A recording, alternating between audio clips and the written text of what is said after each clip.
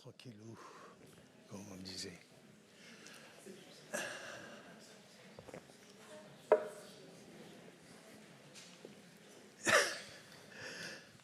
Messieurs, dames, bonsoir. Et bonsoir aussi. Bienvenue à la Fondation Jan Michalski pour cette rencontre à propos du nouvel ouvrage de Paul Pavlovitch qui s'appelle « Tous immortels ». Paul, bonsoir. Bonsoir. Alors on va rentrer tout de suite dans le vif du sujet. Ce livre, je ne sais pas si vous l'avez lu, certains d'entre vous l'ont lu assurément. Mais ce qui m'a frappé, moi, quand je l'ai lu, et peut-être que ça vous a frappé aussi, c'est que ce livre, il est très, très généreux. On le voit quand on l'observe, un volume de pages conséquent. Et quand on le lit, on est invité dans un univers complet. La générosité de la géographie, on est un peu sur tous les continents, ou dans de nombreux lieux. On est invité à l'histoire du XXe siècle en entier, à travers des personnages ou des personnalités, des personnages du point de vue du livre, des personnalités du point de vue de l'histoire, qui portent des noms comme Jean Seberg, Romain Gary, Paul Pavlovitch, des noms connus de tous, et puis aussi des noms de personnes de la famille de Paul. Et c'est l'histoire de toutes ces personnes qui est racontée dans le livre « Tous immortels », des histoires individuelles soumises au mouvement de l'histoire, aux aléas géographiques, et toutes leurs vies sont restituées avec sensibilité. Et c'est pour ça que moi j'ai trouvé que c'était un livre très généreux. Je l'ai résumé en quelques mots. Paul, il est écrit sur la couverture du livre que c'est un travail de 10 ans. Comment est-ce que, en 10 ans, on arrive à rester aussi généreux sur 500 pages, à apporter tout un univers au lecteur? Tout d'abord, on a un peu plus de temps, donc on peut se corriger. Et puis, la vérité, c'était que c'était des souvenirs dont j'avais pris note à l'époque. Ils n'étaient pas encore des souvenirs, ils étaient des notes que je prenais sur des carnets. Et qu'il y a une dizaine d'années, j'avais reçu une proposition pour faire une bande dessinée, écrire la bande dessinée concernant principalement Jean Seberg, qui était donc la compagne et puis la femme de Romain Gary. Et Jean était devenue notre amie et je trouvais qu'on l'avait maltraitée tout le long de sa vie, qu'elle avait été sous-estimée, qu'elle avait été littéralement bafouée. Donc depuis, dans les premières années de ce travail, je n'ai pensé qu'à elle. Et progressivement, je me suis rendu compte que intervenaient des gens de ma famille, que ce soit Romain ou d'autres, mon frère aîné, ma sœur, des tas de gens qui, peu ou prou, appartenaient au même groupe. Et c'est à ce moment-là que je me suis dit non, non seulement il faut raconter et grâce aux notes, comment je pourrais dire, grâce aux notes, essayer de retrouver le ton de chacun. Et en fait, c'était l'histoire de ce groupe que Gary avait peu ou prou sidéré et agglutiné autour de lui. Si bien que, une fois parti sur l'histoire de Jean, je me suis dit, non, on ne peut pas s'arrêter, on va continuer, c'est toute la bande qui doit être présente. Ce que Romain appelait sa tribu. C'était dans son idée quelque chose de plutôt gentil. Romain était un type qui, quelquefois, n'était pas gentil. Donc, quand vous aviez accès, parce que les choses se passaient bien, c'était très tentant de tout resservir dans ce livre. À l'époque où cela s'était produit, et l'époque était grande parce que dans ma famille, celle de ma mère et de mon père, nous avions connu Romain assez tôt, alors qu'il était jeune diplomate, d'abord en Bulgarie, ensuite en Suisse, au moment de la victoire sur les nazis et où se passaient les grandes conférences d'après-guerre. Et à partir de là, j'ai commencé à écrire en suivant une sorte de chronologie pour pas que le lecteur se perde trop, remonter un peu le temps jusqu'au point de départ. Et le point de départ, pour ce qui me concernait, c'était la mort de mon père. Mon père est mort quand moi j'avais 11 ans. J'entrais dans ma 12e année et Romain était alors consul, si je ne dis pas de bêtises, à New York, auprès d'un grand diplomate français qui représentait la France aux Nations Unies.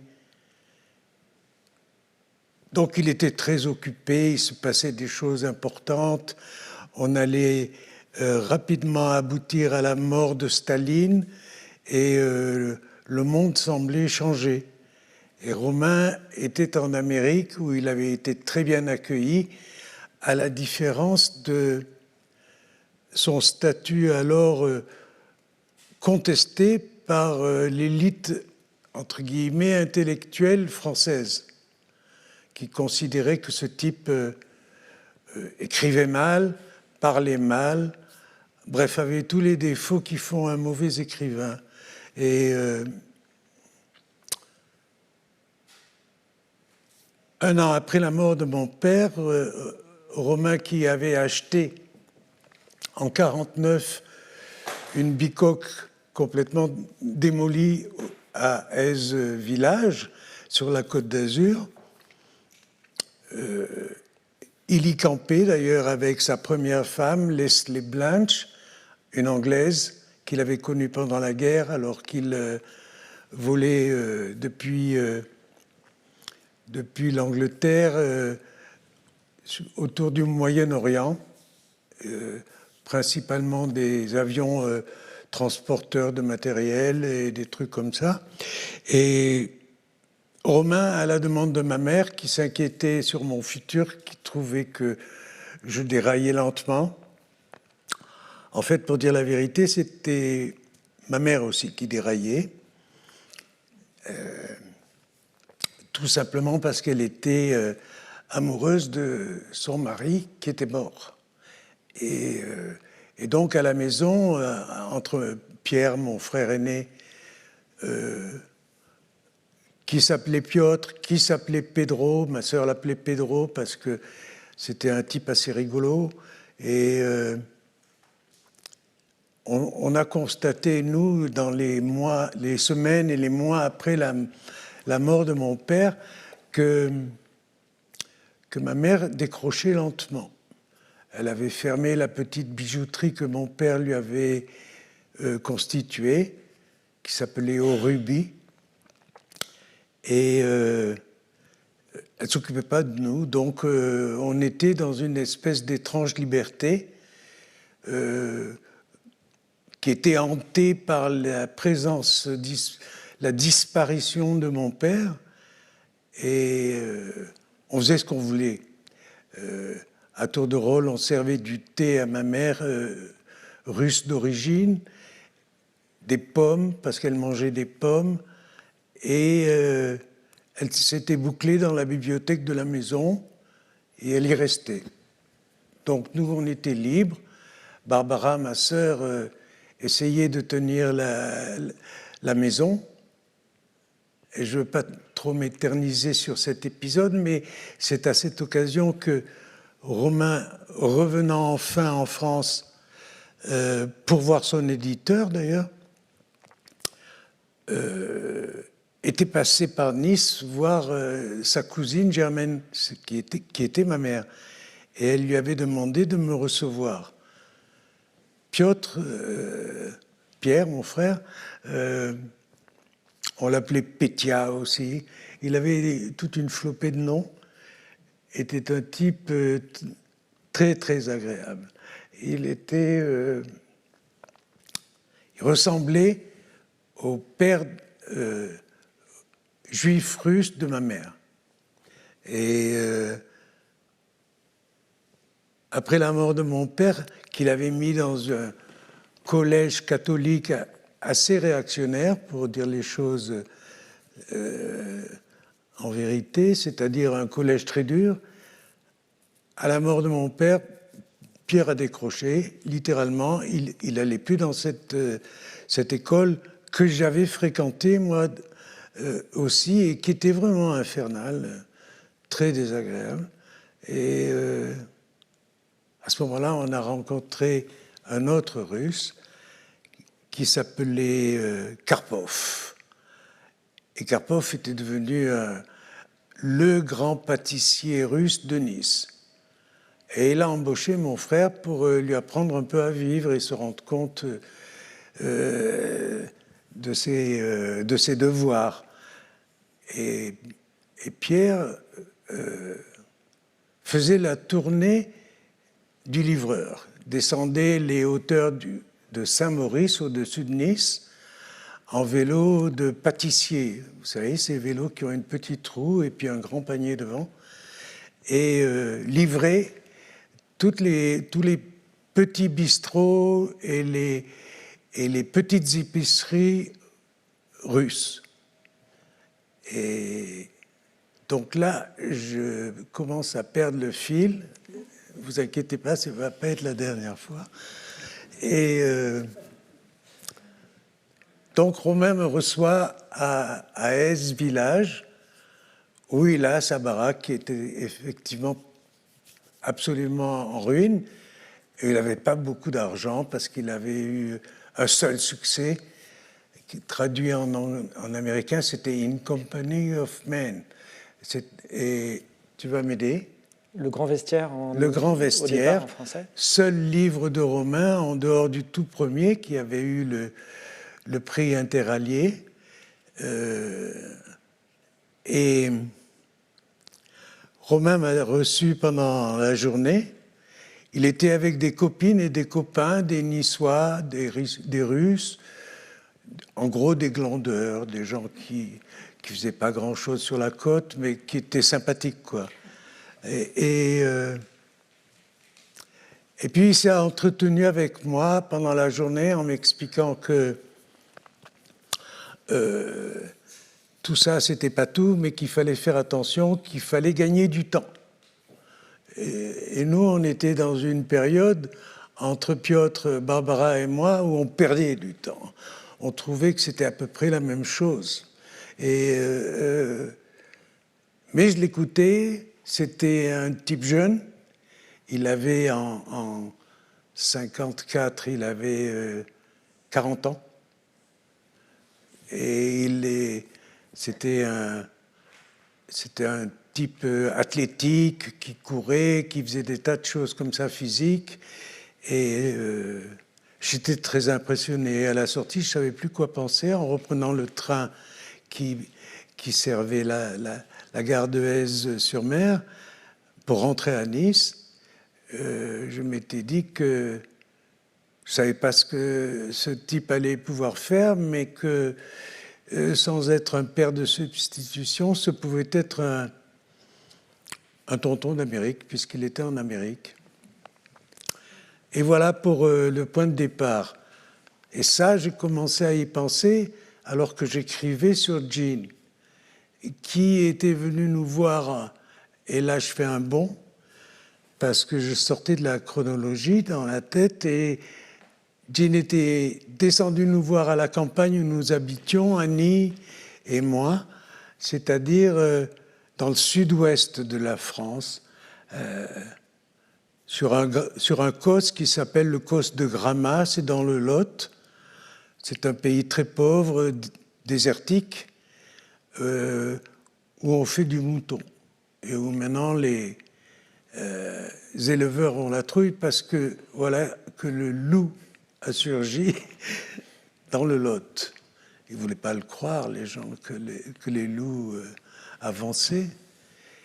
Et voilà, pour l'entrée en matière de les raisons floues, objectives, qui d'abord parlaient de Jean parce que vraiment on l'avait à la bonne, elle était venue en 78 et on n'avait pas compris qu'en fait c'était une tournée,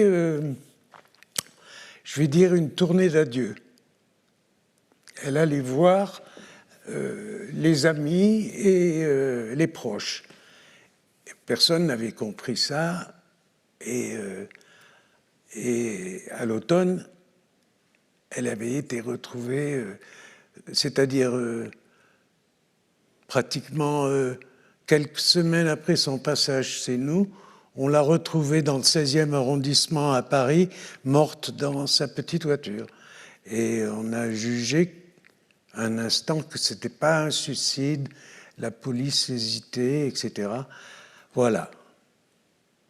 Est-ce que ça installe un petit peu le truc ? Je pense tout à fait que ça installe, parce que ça aussi, ça illustre de manière très intense, si je puis dire, oui, cette sensibilité que tu as dans le plaisir ou dans le devoir de raconter l'histoire, l'histoire que tu connais, l'histoire que tout le monde connaît, en étant non seulement affecté par certains des malheurs dont tu nous as parlé avec discrétion, mais aussi en étant ouvert quand même à la variété et à l'intensité des sensibilités des vies vécues par les autres.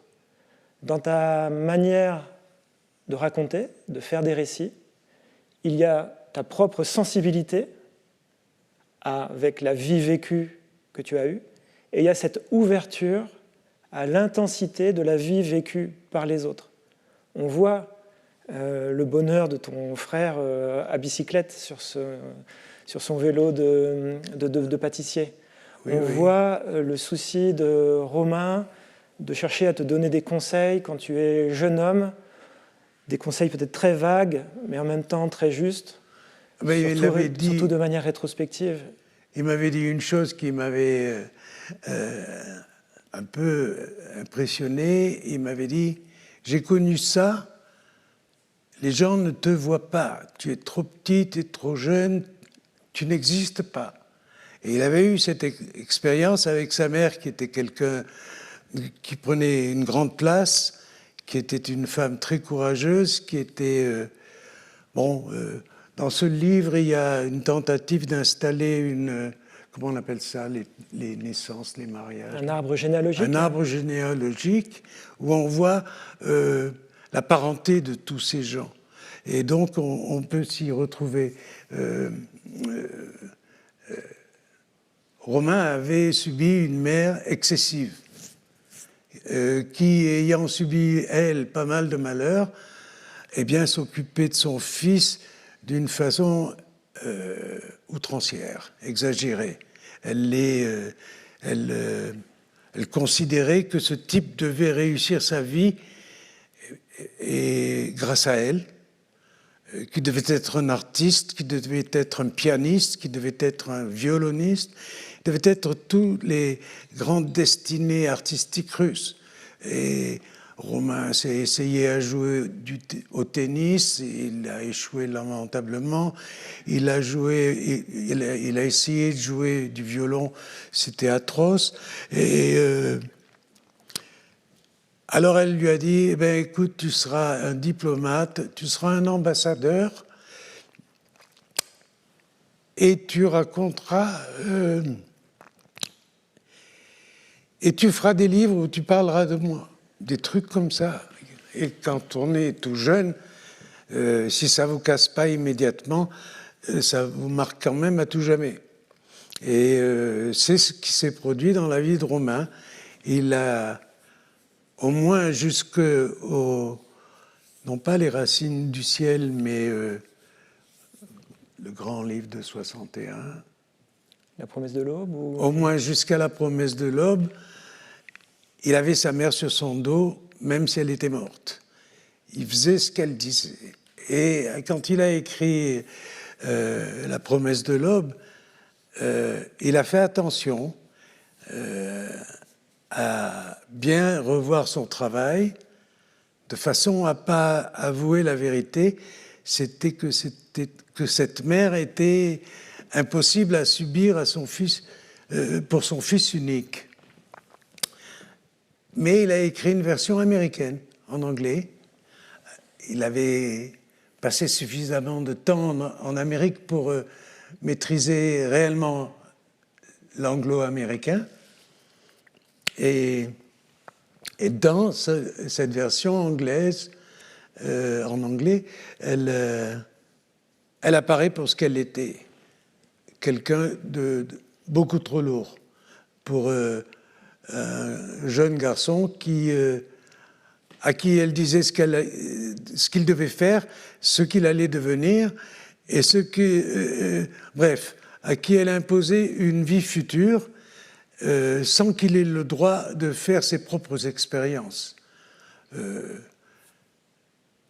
La chance qu'il a eue, c'est que, devenu diplomate, et là je fais un retour arrière sur les années 45, ayant servi la France en tant que d'abord sous-officier, puis ensuite officier de l'armée de l'air gaulliste. Qu'est-ce que je voulais dire ? Il avait droit, oui, à passer un espèce de petit concours réservé à tous ces héros qui n'étaient pas de la famille du Quai d'Orsay.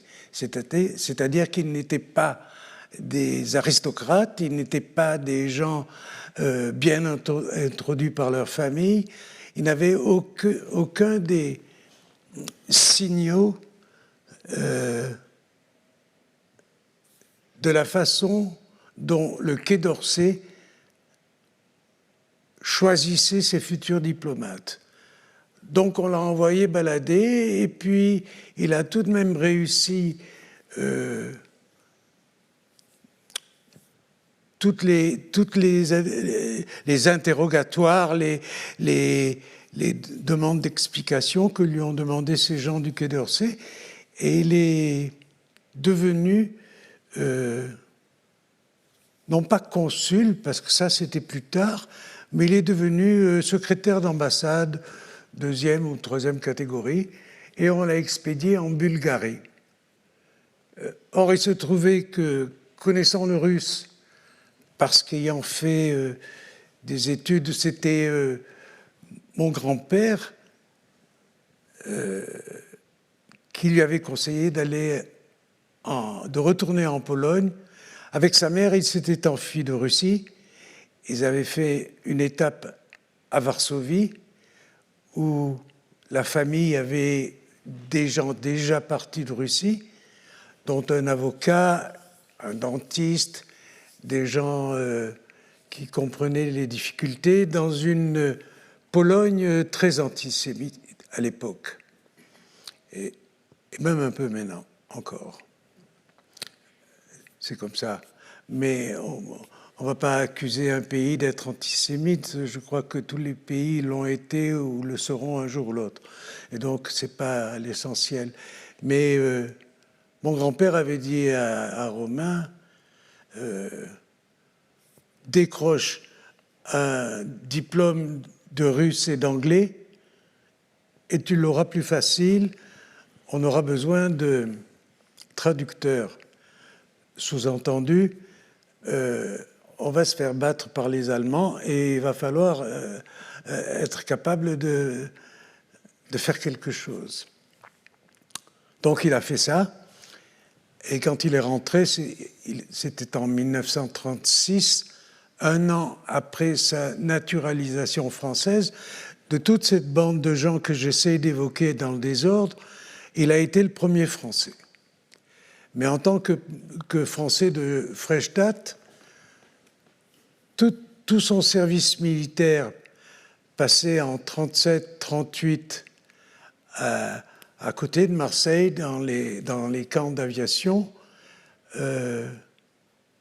ont fait qu'à la sortie, il a été le seul de la bande à être, de novice, à être seulement sous-officier et non pas lieutenant comme c'était de rigueur d'habitude.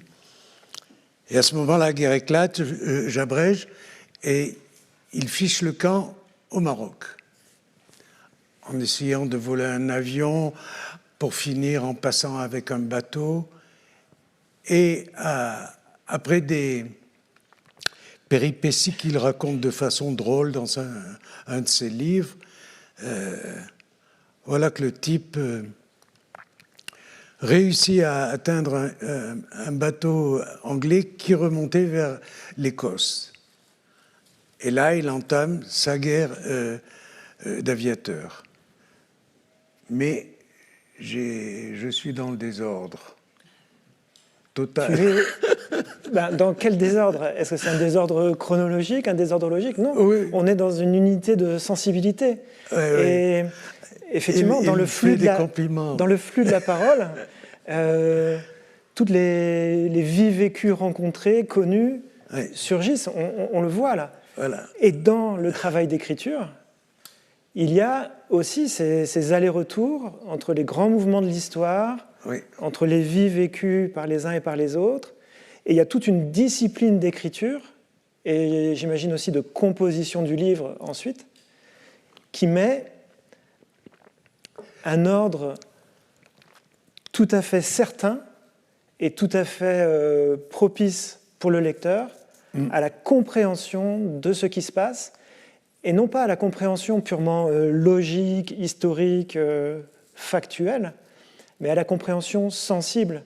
Les parcours de Romain que tu évoques, de Romain Gary que tu évoques, on le comprend avec la sensibilité, on l'entend très bien. Et dans l'écriture, c'est la même chose, sauf que c'est raconté un petit peu différemment, et on le comprend très bien en saisissant les pesanteurs de l'histoire, les aspirations des individus, des familles, les interactions, les déplacements de l'Europe de l'Est jusqu'en France, de la France en Amérique, ou de l'Amérique vers la France, dans le cas de Jean Seberg.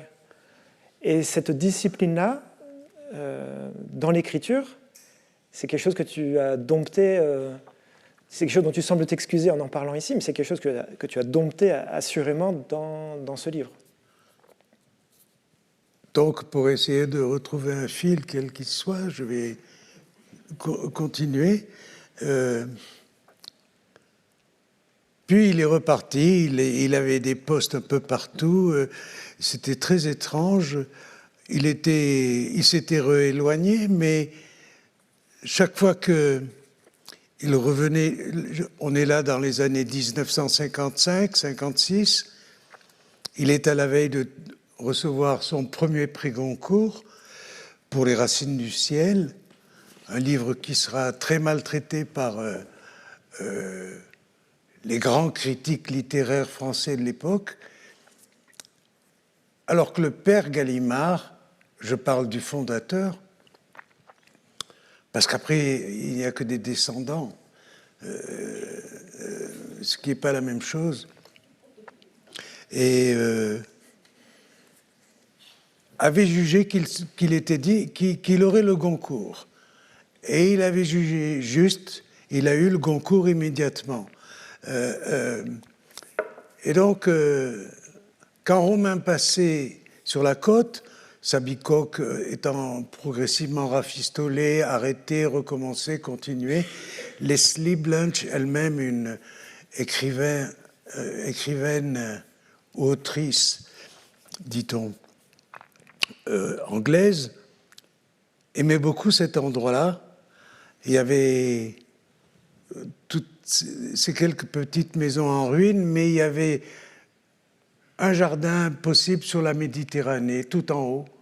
Immédiatement au bout du jardin, vous ne voyez que la Méditerranée, qui était extraordinaire à l'époque. Il n'y avait pas toutes les saloperies qu'il y a là-dedans maintenant. Et c'était les dernières belles années de la côte, il n'y a aucun doute. Et Leslie était tombée follement amoureuse de Romain lors d'une soirée à Londres. Il avait regagné Londres et il était rentré dans un groupement aérien. Je ne sais pas si c'était Normandie, Niemen ou autre chose. Lorraine. L'escadrille Lorraine, qui allait devenir un souvenir héroïque dans la tête de tous ces gens qui avaient reçu la décoration de la libération inventée par De Gaulle et qui a regroupé environ 1000 ou 1200 personnes. Bref. C'est l'histoire. L'histoire avec un grand H, et puis l'histoire de Romain Gary aussi, que tu nous restitues ici. Donc, que tu as emmêlée à celle de Jean Seberg voilà, au départ de ton projet. Je perds le fil parce que je m'aperçois que, par exemple, je n'ai pas assez parlé de Piotr qui faisait le zigoto en vélo, là, qui descendait par les pentes interdites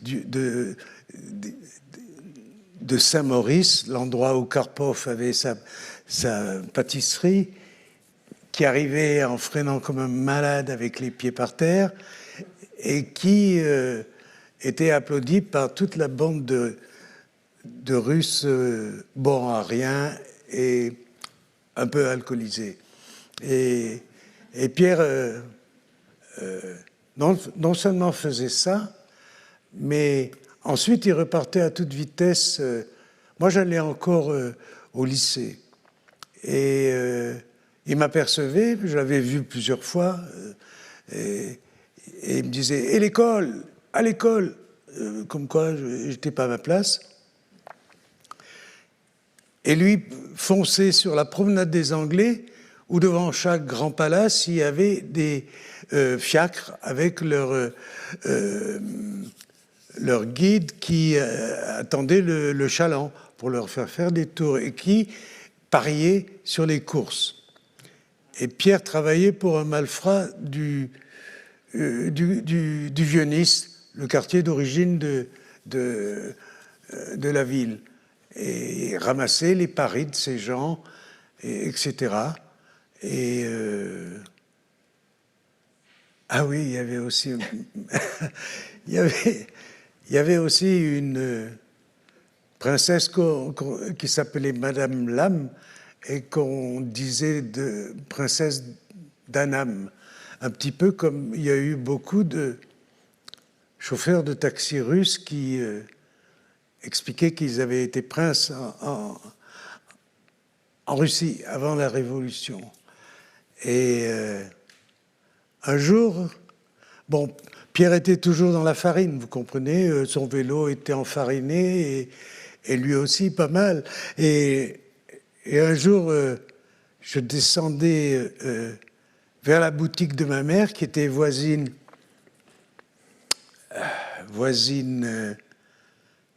de chez nous, de notre maison, avenue des Orangers, très, très proche. Et sans mentir, j'ai vu le vélo de Pierre, parce qu'il était plein de farine, garé à l'intérieur du couloir qui était ouvert d'une porte en bois. Et c'était la maison de Madame Lam. Donc Pierre était monté offrir des gâteaux des gâteaux roses de Madame Lam, plutôt Karpov. De Karpov pour Madame Lam. Et voilà. J'y tenais parce que c'était un type très séduisant. C'était un type très séduisant qui ne prenait rien au sérieux, qui avait passé le temps de guerre à Vence, où notre père nous avait planqué Barbara, Piotr et moi, avec ma grand-mère qui se dissimulait parce qu'on arrivait en 42. Donc là, vous voyez, on est de nouveau en pleine guerre.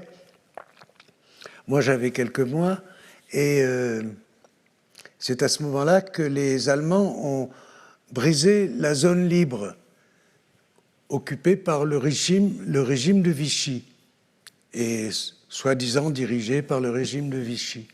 Et ils ont bousculé les Italiens. Mon père était arrêté à cette époque-là par les Italiens. Il était dans un camp italien de prisonniers à Sospel, quasiment au bord de la frontière italienne. Et les Italiens, absolument sidérés par ces mauvaises manières des Allemands, avaient du coup libéré tous les prisonniers. Et mon père était rentré nous retrouver à Vence, etc.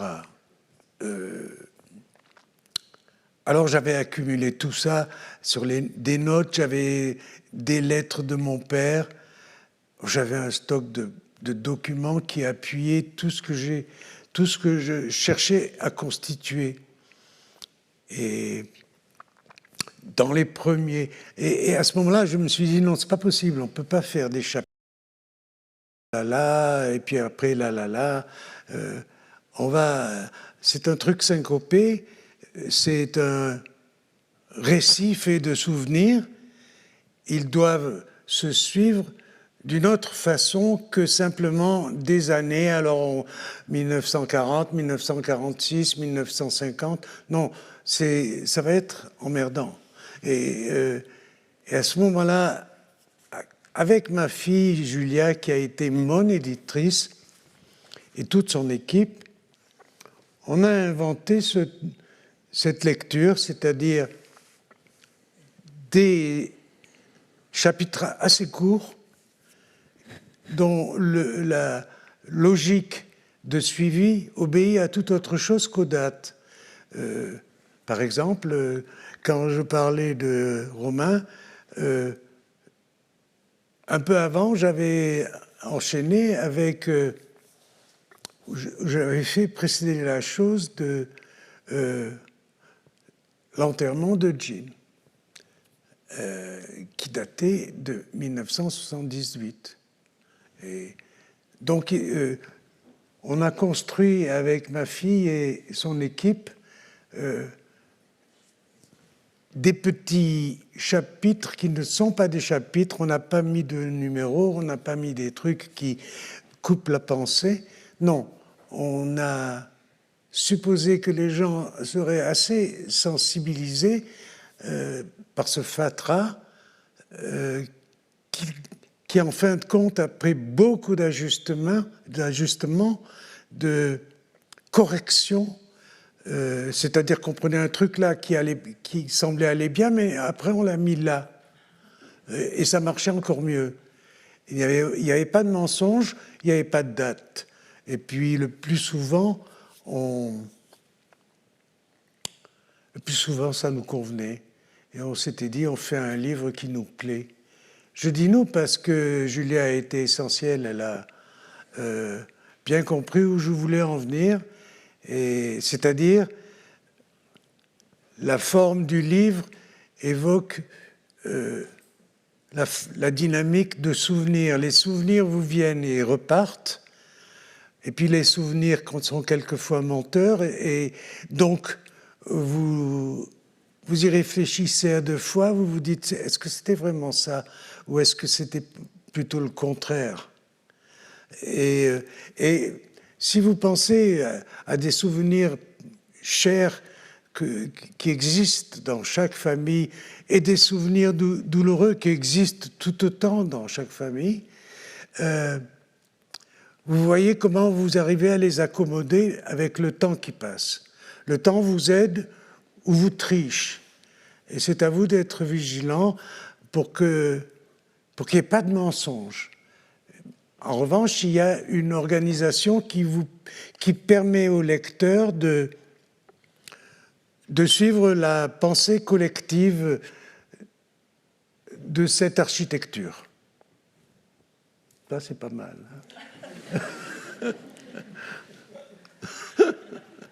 Donc cette composition qui s'est ajoutée à l'écriture Oui. Forme l'ouvrage achevé. Et cet ouvrage achevé, tu le commences par un avant-propos Oui. Qui tourne autour de la notion de style tardif. Voilà. Et que tu analyses à propos du dernier ouvrage de Romain Gary, du dernier roman Oui. Les Cerfs-Volants. Oui. Mais est-ce que ça s'applique aussi, à ton sens, au style que tu as pu te sentir conquérir pour écrire ce livre? Oui, oui. Ou est-ce que tu sens que ça reprend un peu tous les styles que tu avais déjà déployés dans déjà des narrations du XXe siècle à travers des ouvrages comme Victor, Céline, Un autre monde, ou éventuellement comme ce que tu avais déjà raconté dans un autre ouvrage qui parlait de Romain Gary et de l'affaire Émile Ajar, L'homme que l'on croyait. Oui. Est-ce que le style, tu te sens l'avoir fait évoluer? Ce que j'ai compris assez vite, surtout dans ce travail, encore une fois, commun avec l'éditrice, c'était que on perdait beaucoup à mégoter. On perdait beaucoup à dire les vraies vérités sur un tel ou sur un tel, que c'était vraiment, bon, passez-moi l'expression, un pauvre con. Et donc, je m'étais dit, non, il faut survoler le truc et parler de façon plus durable en écartant les petitesses. C'est-à-dire ce que Romain avait compris dans son dernier livre. Rappelle-moi son titre. Les Cerfs-Volants. Voilà. Romain écrit Les Cerfs-Volants, qui est un livre sorte de livre de pacification. Lui qui avait pour réputation d'être une grosse gueule, de se battre dans les cafés et des trucs pareils, écrit Les Cerfs-Volants, qui sont un livre, qui forment un livre réellement unique dans ce qu'il a écrit. De toute façon, chez lui, on repère des diamants dans chacun de ses livres. Et puis, il y a des défaillances, des répétitions, mais Romain n'avait pas d'éditeur. Romain avait un statut tel que personne ne relisait. Le seul en qui il avait confiance, c'était Albert Camus. Il l'attendait d'ailleurs en 1960, à l'époque de... La promesse de l'aube. À l'époque de La promesse de l'aube. Et vous voyez, il est vraiment utile. C'est vrai, j'oublie tout. Et c'est un livre presque complètement français, avec Monsieur Fleury, restaurateur, etc., des cerfs-volants. Vous avez Victor Hugo en cerf-volant, vous avez qui vous voudrez. Et là-dedans, aucune récrimination. Aucune récrimination, même si elles sont justifiables. C'est-à-dire arriver à être... à oublier tout ça. Et je dis oublier tout ça, c'est-à-dire, pour ce qui me concerne, les coups de pied de mule que l'on m'a envoyés après la mort de Romain, puisque je restais l'homme de paille. À cette époque-là, les gens se sont déchaînés et m'ont fichu par terre, littéralement. Et quand le premier livre sur Romain est sorti, ils se sont fait les dents dessus. Et je ne voulais pas qu'on se fasse les dents sur ce livre-là, sur le jaune. Je voulais que les gens l'aiment bien, quoi. Mais je crois qu'il est pas mal. Je crois qu'il est pas mal. Alors le jaune est pas mal, mais le noir et blanc était très bien aussi. Oui. Ce qui est étonnant, c'est que peut-être était-il sorti beaucoup trop tôt pour ceux qui restaient, parce que ce qui est étonnant, c'est que tu y racontes effectivement les années,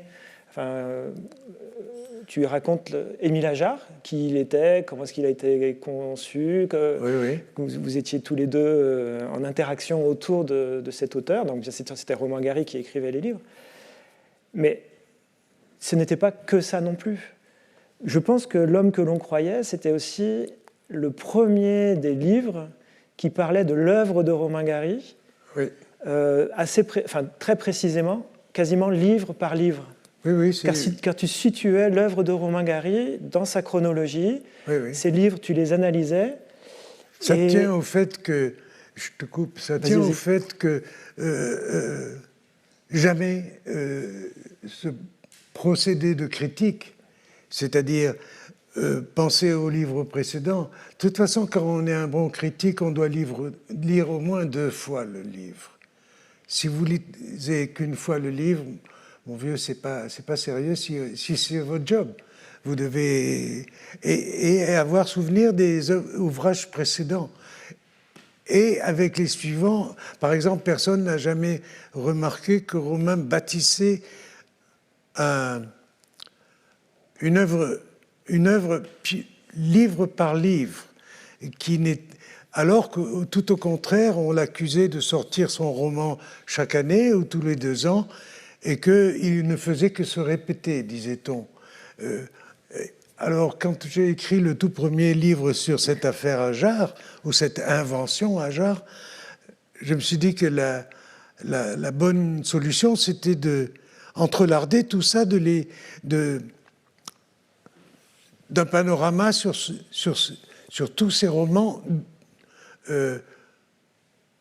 époque par époque, et tout ça inséré dans les péripéties de l'invention Ajar. Mais c'était un peu serré, et puis les gens continuaient à... Romain est resté dans une espèce de purgatoire qui a duré à peu près jusqu'aux années 1990. Il avait un grand public de femmes qui aimaient ses livres, et les fiers-à-bras de la littérature, alors ils sont nombreux, on ne va pas même les citer, considéraient que c'était sans intérêt, et puis subitement, alors qu'à l'époque, bien entendu, Ajar faisait un malheur. Et que les liens entre les œuvres de Romain et les œuvres d'Ajar étaient si flagrantes, c'était bien la preuve que ces critiques étaient des cancres pour ne pas avoir constaté les liens qui existaient. Et Annie, ma femme, était intervenue donc à ce moment-là, dans les années 1977-78, lorsqu'elle avait eu Romain au téléphone. Romain lui avait dit c'est foutu, ils sont tous autour sur les marches d'escalier, ils attendent que je me voie, je suis foutu. Tu comprends, ils vont dire qu'on est 2 juifs qui ont raflé le magot masqué.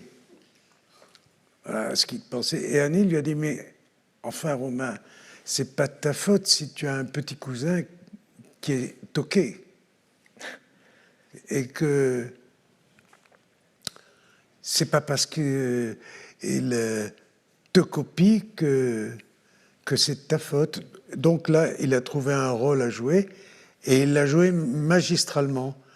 Il a même traité les gens de coupe-couilles, de types qui s'occupaient à massacrer la carrière naissante d'un jeune auteur. Bref, il a joué le jeu parce qu'il avait là un truc qui était possible. Et voilà. Bon, voilà. Et ensuite, après toutes ces péripéties un peu dans tous les sens, j'ai retrouvé un type de... comment on appelle ça, quand les choses se suivent, oui, j'ai retrouvé un genre de chronologie qui ne faisait pas obstacle à cette idée de petits textes qui se suivent. Parce que ce livre peut être pris n'importe où. Il raconte une petite histoire en 3-4 pages. Mais on a rectifié un peu le tir. Julia m'a critiqué et elle a la critique dure, heureusement. Et on a redressé le machin jusqu'à aboutir à l'affaire Ajar, c'est-à-dire aux dernières années de Romain. Et alors, bien entendu, se passe 36 trucs. Comme ce livre raconte l'histoire de tous les gens du groupe familial, on va dire, je m'y suis fourré, et pas par vanité, mais parce que si j'avais en quelque sorte extorqué tout et installé tous les souvenirs concernant les gens essentiels, j'étais bien obligé de me fourrer moi, et aussi quelquefois dans un mauvais cas, parce que Romain avait été quelquefois dans un mauvais cas, et moi aussi. Et donc j'y suis, j'y raconte quelques trucs qui me sont arrivés, et voilà. Et voilà, effectivement. Et ça fait un récit total, si je puis dire, non pas partiel, non pas thématique, non pas psychologique, mais vraiment un récit total. Et on en arrive maintenant à la fin des 50 minutes qui étaient consacrées à cette discussion tous les deux, devant vous. Mais maintenant, c'est le moment des échanges avec toutes les personnes qui sont dans la salle, qui ont sans doute des questions, des remarques, des suggestions. Oui, si des choses ne sont pas claires. Karim. Paul. Moi, j'aimerais bien t'entendre sur quelque chose de plus de l'ordre de l'imagination, vu que c'était quand même la grande force de Romain. Et puis, Jeff a eu la bonne idée de nous parler de cette notion de style tardif. Le texte qui ouvre, tu ne l'as pas écrit il y a 10 ans, il précède largement. Et moi, je me demandais, toi qui as si bien connu Jean, qui l'a tellement aimé, si elle n'avait pas été victime de tant de malheurs, quel aurait été son style tardif à elle? Qu'est-ce que tu entends? Est-ce qu'il y a, pour préciser ma question... Style tardif pour Jean Seberg. Est-ce que Jean Seberg aurait pu connaître elle aussi un style tardif dans son jeu d'actrice ? Par exemple, est-ce qu'elle aurait été, est-ce que tu l'imaginerais 25 ans plus tard en jouant du ténor sax? Enfin, si tu penses à Jean, à tout ce que tu as aimé chez elle, à cette magnifique tournée d'adieu que tu nous racontes, si elle avait trouvé la force de vivre encore et d'être cette merveille créative qu'elle était, qu'est-ce qu'elle aurait pu donner? Est-ce que tu l'imaginais? Qu'est-ce que tu pourrais l'imaginer quelque part? Je ne crois pas. Je crois qu'elle avait été brisée. Et là, la politique de nouveau surgit. On l'a traité de nigger love, c'est-à-dire tous les racistes américains, il y en a pas mal même. Tous les suprématistes se sont attaqués à elle, et principalement Hoover, qui était le patron du FBI, qui faisait des dossiers sur tous les hommes politiques et sur tous les gens qu'il détestait, et qui a monté un guet-apens et qui a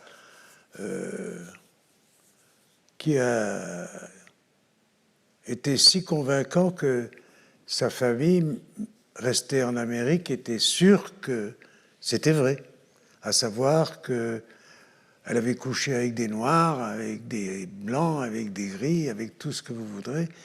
Et ça, c'était un complot que Romain a dénoncé après la mort de Jean. Je passe sur les détails, mais quand il a dénoncé le complot du FBI contre Jean, repris par la grande presse américaine qui s'en est donné à cœur joie, massacrant littéralement la réputation de Jean.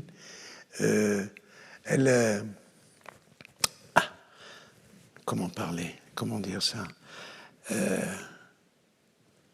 Lui, Romain, avait un ami diplomate à l'ambassade de France à Paris, à l'ambassade des États-Unis à Paris, et le type lui avait dit, écoute, c'était pas un mensonge, c'est vraiment le FBI qui a inventé ça.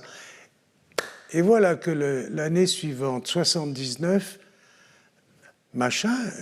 Hoover, John Edgar Hoover, meurt et est remplacé par un diplomate qui devient le patron du FBI, qui révèle tout le courrier, qui révèle la vérité, et c'était exact.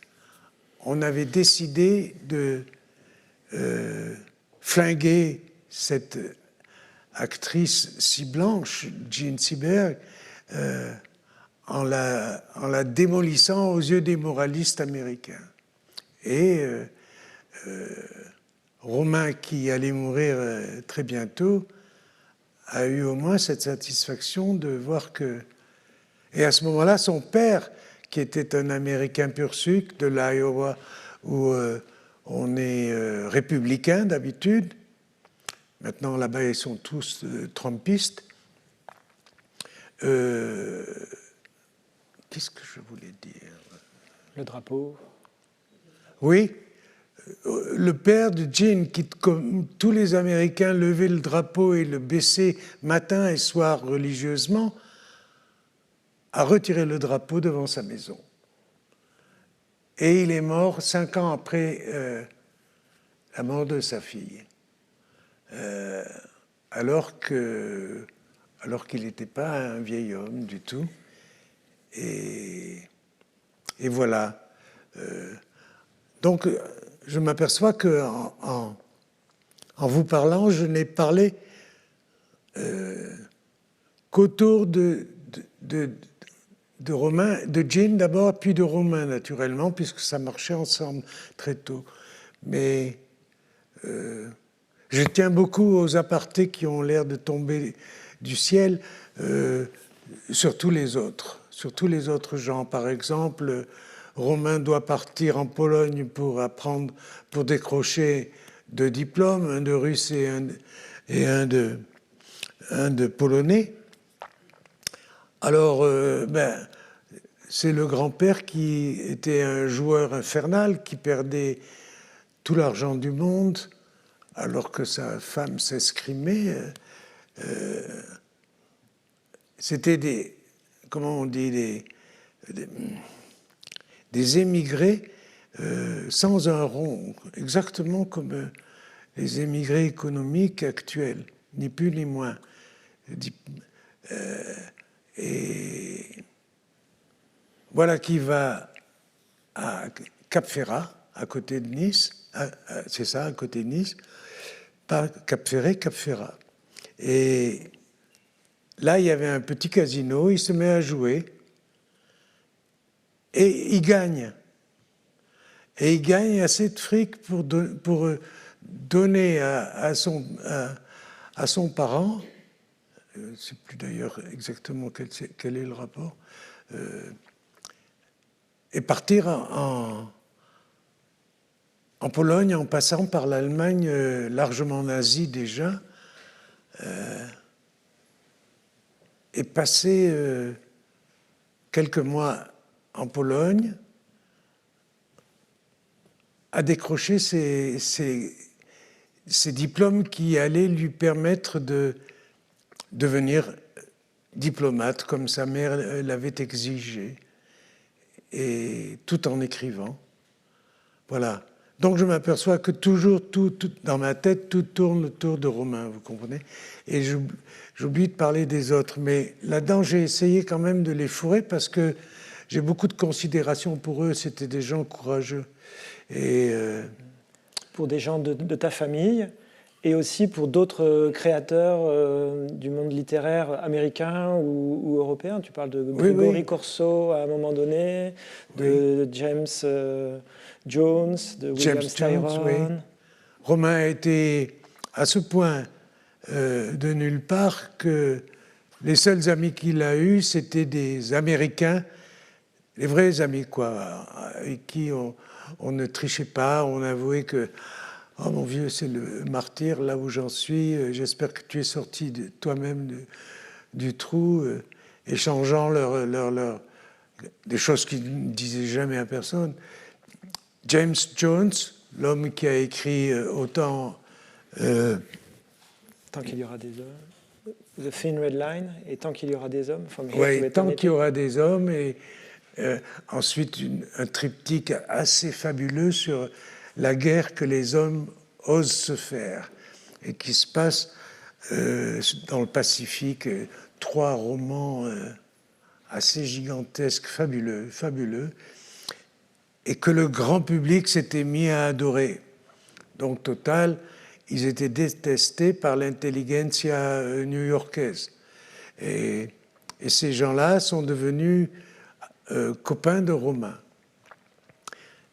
Et sont venus habiter à Paris et en Italie. Et Romain les avait introduits dans les bistrots indispensables à connaître à Paris.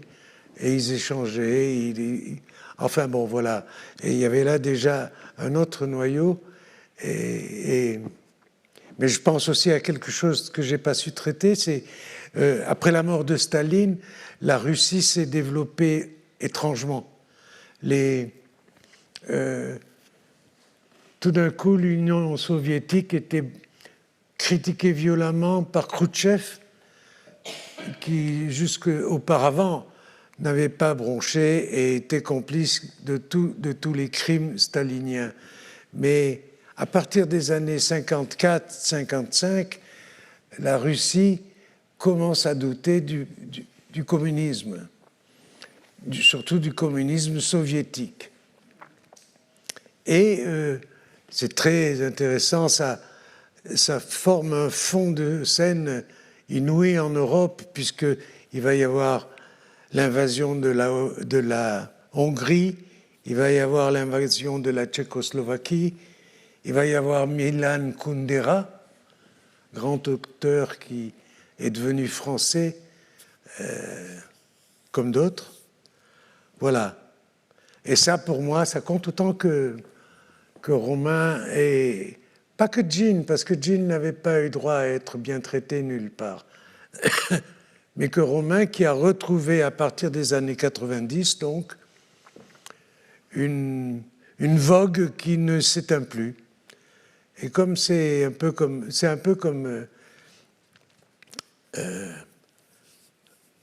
comment s'appelle cet écrivain du 19e siècle qui a écrit Le Noir et le Blanc. Stendhal. Le Noir et le Rouge.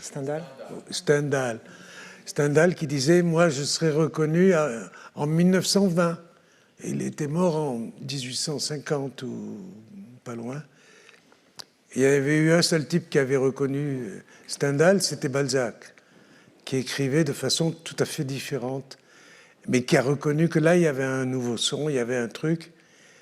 Et ça n'a pas manqué à partir de 1920, à part chez les dadaïstes et les types comme un peu largués. On a compris que Stendhal, c'est encore actuel.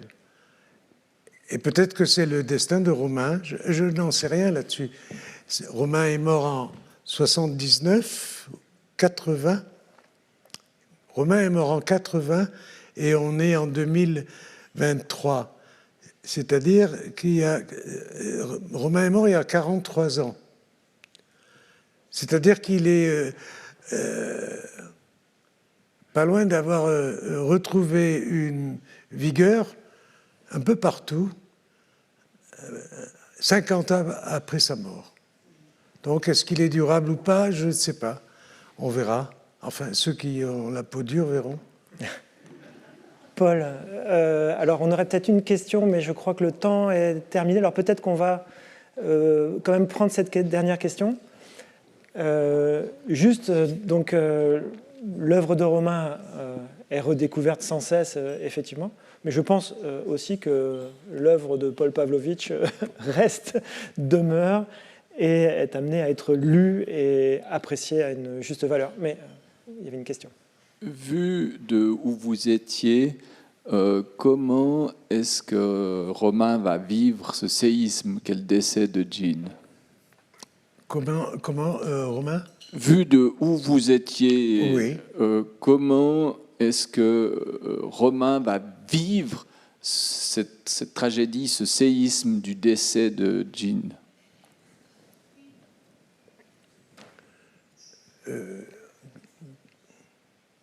Qu'est-ce que ça veut dire? Comment est-ce qu'il a vécu après le décès de Jean Seberg? Comment est-ce que Romain Gary a pu vivre après le décès de Jean Seberg? Romain était fichu.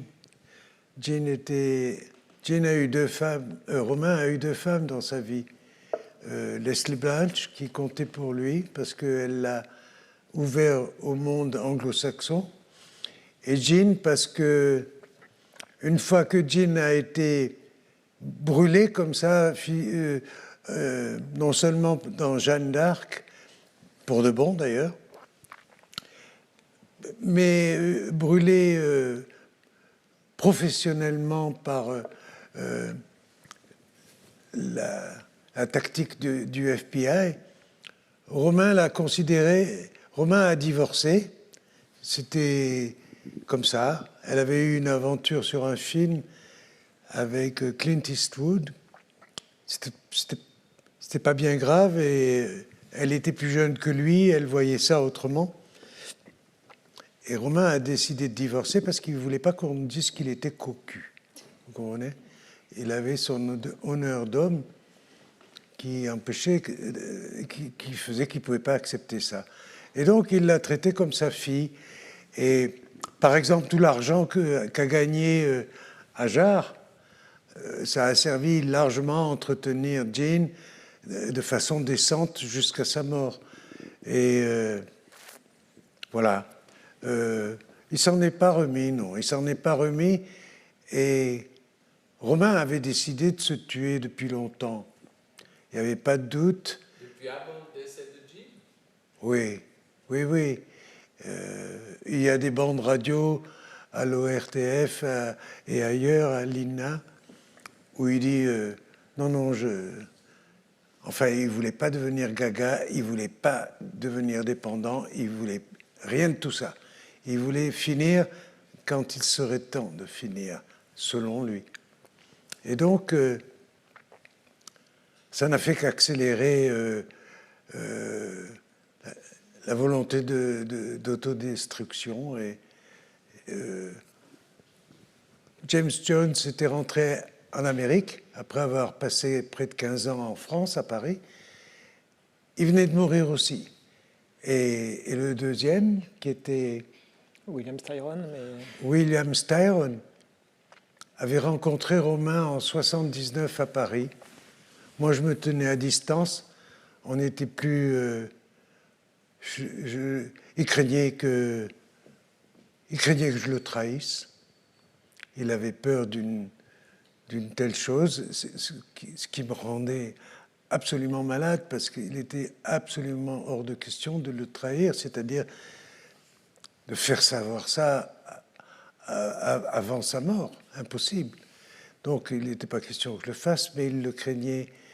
Et William Styron était revenu en France parce qu'il avait touché un prix de la fondation Sino del Duca, qui était un grand éditeur de l'époque. Et il avait dîné avec Romain au De Mago ou je ne sais où, quelque part par là, dans un bistrot où ils avaient leurs habitudes. Et il se trouvait que Styron avait la même dépression permanente que Romain subissait. Romain était en haut, en bas, en haut, en bas, et ne sortait pas de ce cercle infernal d'être ravi, d'écrire comme un dingue, de finir son livre très vite, ou alors de plonger littéralement dans la désolation. Et Styron écrira un peu plus tard un très grand, tout petit livre où il raconte son expérience de la dépression et comment il a été sauvé parce qu'il a accepté d'aller dans une clinique alors que Romain avait peur bleue des cliniques et chaque fois qu'il devait être opéré de quoi que ce soit, quitte à sauter par la fenêtre, il s'en allait, après avoir d'abord accepté, mais il avait la trouille des docteurs. Et dans ce petit livre, Styron raconte ce repas passé avec Romain, où on voit en fait deux grands écrivains complètement écroulés, incapables de se défendre de quoi que ce soit, ne sachant plus quoi faire. Qu'est-ce qu'il fallait faire, qu'est-ce qu'il fallait dire, où il en était. Ils étaient totalement largués. Et ce petit livre qui s'appelle... Darkness Visible. Voilà. Dans les ténèbres. Merci. Dis-le. Dans les ténèbres. Paru chez Gallimard. Si quelqu'un ici est dépressif, qu'il lise ce livre et il comprendra à quel point les médecins sont casse-gueule si on est dans cette condition. Et surtout les médicaments qu'on donne à brouter à ces gens qui sont malades, c'est terrible. Mais voilà, je crois que j'ai terminé. Et si vous avez d'autres questions, je vais essayer d'y répondre. Mais je pense que ce sera lors de la verrerie, là, c'est ça? La verrée. Sous la verrerie. Puisqu'on a terminé l'horaire, enfin l'horaire est atteint, c'est ça? C'est comme vous voulez. Ou encore une question? S'il y a encore une question, il est encore temps. Non, mais vous n'êtes pas contraint de poser des questions. Non, mais ne l'écoutez pas, c'est là. Est-ce qu'on a passé l'heure? On a passé l'heure.